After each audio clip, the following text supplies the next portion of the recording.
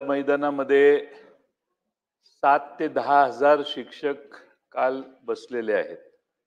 सरकारच्या नावाने हाय हायच्या प्रचंड घोषणा चालू आहेत. सरकारने जी कमिटमेंट दिलेली होती, टप्पा अनुदान योग्य वेळी त्यांना त्या टप्प्यात अनुदानावर आणायचं, त्यापासून सातत्याने सरकार पळून जातंय किंवा दुर्लक्ष करतंय किंवा टाळतंय.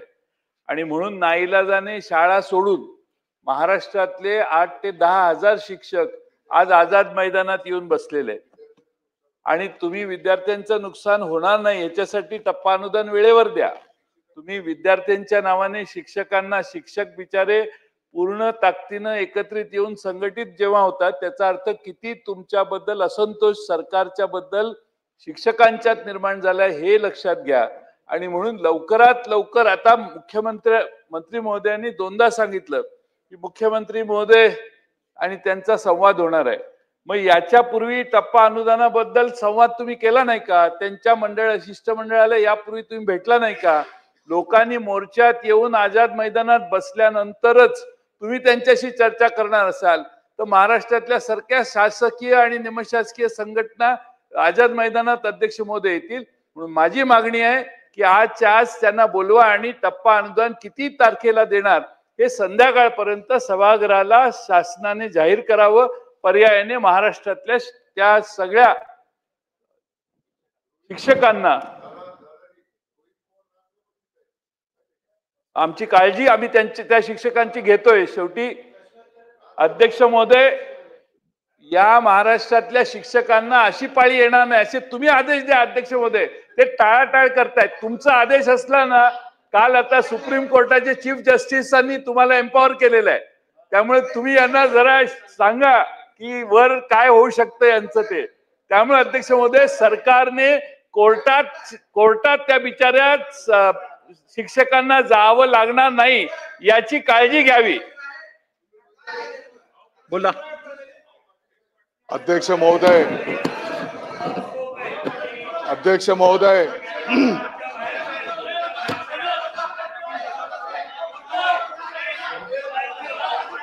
अध्यक्ष महोदय, पहिली अरे देतो ना उत्तर. अध्यक्ष महोदय,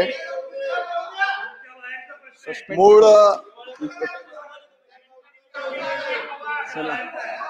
बोला बोला. सन्माननीय ज्येष्ठ नेते आदरणीय जयंत पाटील साहेब, आणि आणखी त्यांचं वैशिष्ट्य हे आहे की शिक्षण क्षेत्रातलं त्यांना मोठा अनुभव आहे. ते मोठे संस्थाचालक आहेत आणि या क्षेत्रातली त्यांना अतिशय सविस्तर खोलपर्यंतची माहिती आहे. खरं म्हणजे अध्यक्ष महोदय, आत्ताचा तारांकित प्रश्न हा आहे की संच मान्यतेच्या संदर्भातला. आता विषय आलेला आहे टप्पा अनुदानावर.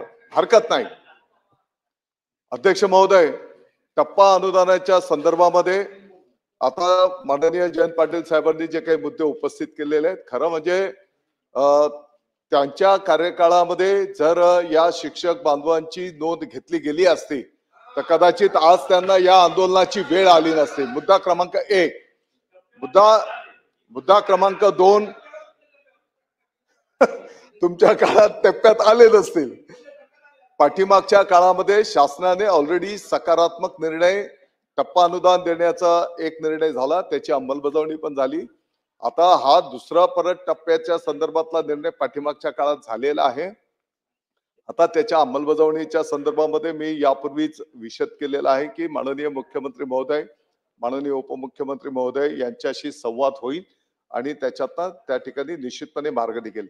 परंतु आदरणीय जयंत पाटील साहेबांना हे पण ज्ञात आहे, किंबहुना आता जे कोण या विषयाच्या संदर्भात बोलू इच्छित असतील, आणि तुम्ही जे सांगितलं की माननीय चीफ जस्टिस साहेबांनी अध्यक्ष महोदयांना एम्पॉवर केलेलं आहे, तर शेवटी आपला देश नियम, कायदा, घटनेवर चालतो. या संदर्भातला जो काही नियम आहे त्या नियमाप्रमाणे शिक्षण संस्था चालकांची पण जबाबदारी आहे. जोपर्यंत आता 20% जर ते टप्पा मिळत असेल तर 80% पगार त्या शिक्षक बांधवांना देणं ही संस्था चालकाची पण जबाबदारी. मी फक्त नियम सांगतो. म्हणजे आपण संस्था चालक आहात, तर एक जस्ट माहिती करता मी फक्त आपल्या निदर्शनास हे आणून देतो.